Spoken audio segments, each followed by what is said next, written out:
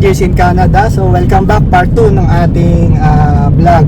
At kasama uli natin si JC tsaka si Lawrence. Punta kami ng Seafood City ngayon. At yun lang, papasyal natin sila. Let's go. Kamusta uli? O, di ba? Pasyalan ng Seafood City. Balita ako, nag-exam ka daw, JC. Anong exam ba ang tinatanong mo sa kanya? Driving. Nagano ko road test. Road test. Ang galing. Baksak. Automail kasi. Kaya. Ano naman, kamusta naman ang experience mo? Hindi, Unang syempre, exam mo dito.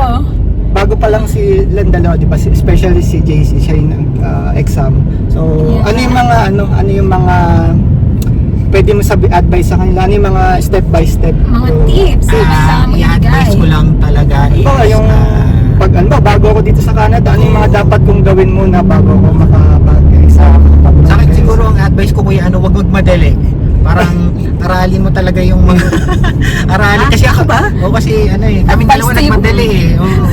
Advice So to you. aralin mo talaga yung yung rules, ganyan. Tapos dito sa Alberta meron naman silang resources, punta ka lang sa registry. Tapos bibigyan ka nila nung booklet, di ba, Bob? Oh, bibilin mo dun. Pero bibilin mo. sa Alberta website, nandun yung May pixel Which is ba? May libre. pixel? Walang fixer dito. Walang picture dito kasi laking picture kami dyan. walang Naghahanap sana ng picture, kaso wala eh. Kaso wala. Yung mga kabayan natin dyan na nasanay sa mabilisang Oo. sa Pilipinas dito sa Canada, especially dito sa Alberta, Ibang-iba dito. Ibang iba. Yes, pagdadaanan mo talaga siya lahat. Kailangan Ano paghirapan. yung mga requirements? Ano yung unang step muna bago ka Knowledge makapag-test? test. Magna-knowledge test ka muna. So, pupunta ka sa registry, sa pinakamalapit na registry, dalhin mo yung, kung may license ka na, dalhin mo, kung wala okay lang, tapos dalhin mo yung passport mo, tsaka kung anong permit meron ka, student or work permit. So, ibig Tapos, sabihin, ID, ID. at yung work permit, yung permit mo na nagamit dito Yeah. sa Canada. Yes. Mapa-student pa yan o mapa-open work Correct. permit. Ayan. Then tinatanong din kung meron kang Alberta ID. Yun. Yes. Magkano naman yung fee? Magkano ba yung sa atin?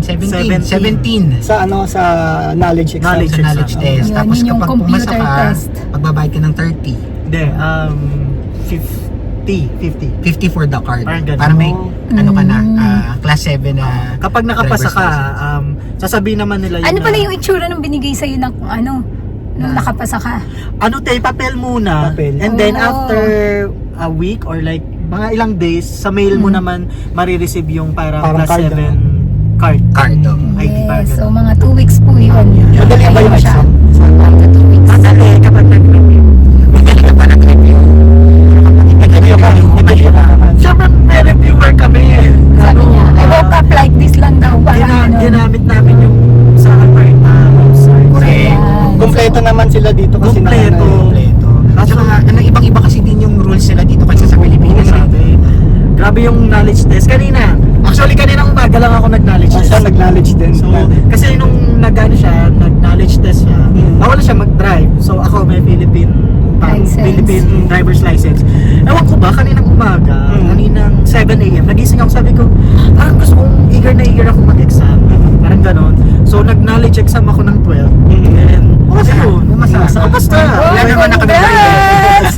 Wala naman pwede mag-drive sa Wala na pwede mag-drive. Display na lang yung sasakyan nila ngayon, Ayun. di ba? Ginusto mo yan. Correct, tama te. Display ang sasakyan namin ngayon. So, So yan. ngayon, mag-Uber na lang muna sila. So, Dahil ano hindi yung sila advice niyo sa pasado. kanila? Kasi dapat isa sa inyo, dapat Lawrence, hindi ka muna nag-exam. diba? Kaya, Para ay, makapag- Ikaw, anong i-advise mo sa kanila? Nako, kapag mag-couple kayo na pupunta dito, tapos parehas kayo may driver's license sa Pinas, wag muna kayong magsabay. Isa-isa lang. Isa-isa lang. Ewan ko ba? In short, wag Wag tularan! Ito yun, wag tularan. Ewan ko ba? Kaninang 7 a.m. talaga, parang, siguro dahil nga, nag-auto-fail siya sa, Na-imbiyak na. Imbrian na siguro ako. Hindi, nag-auto-fail kasi siya sa Driving. road test. Yes. Kasi nag-speed. Ano yung napagsak? Limit, overspeeding.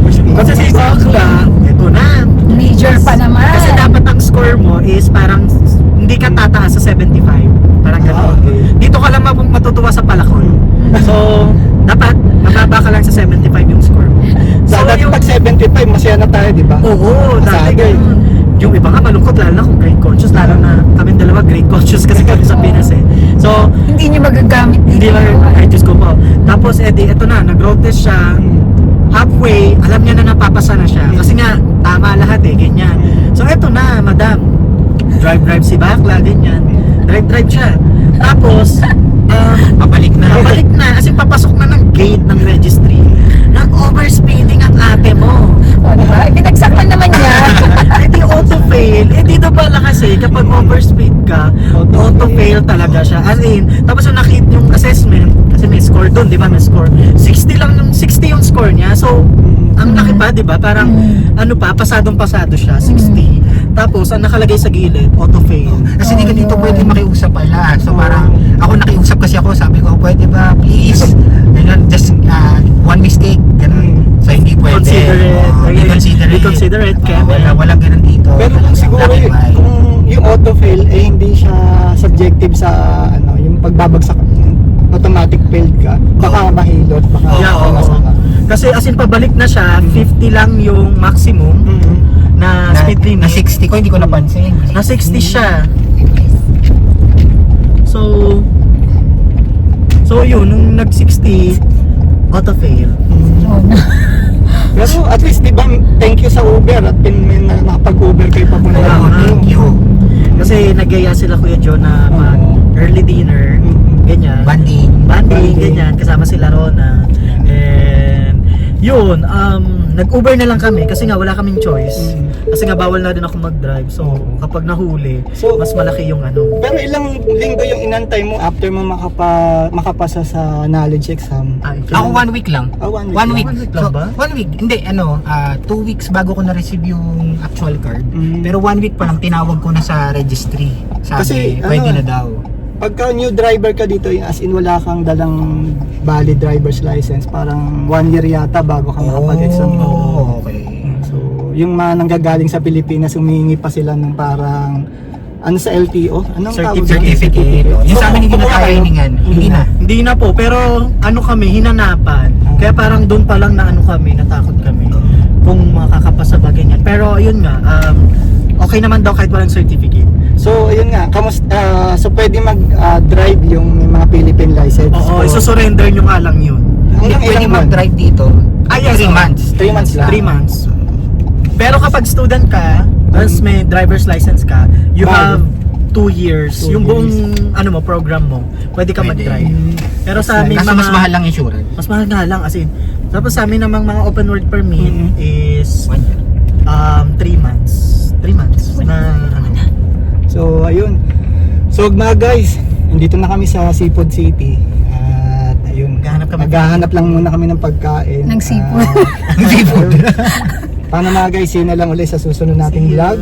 At sana may natutunan tayo sa dalawa nating kapamilya, si JC at Lawrence, na wag magmamadali. Huwag magmamadali. Huwag tularan. Huwag tularan. Ayun. Si Lawrence. Yun, yung kotse Si namin. JC.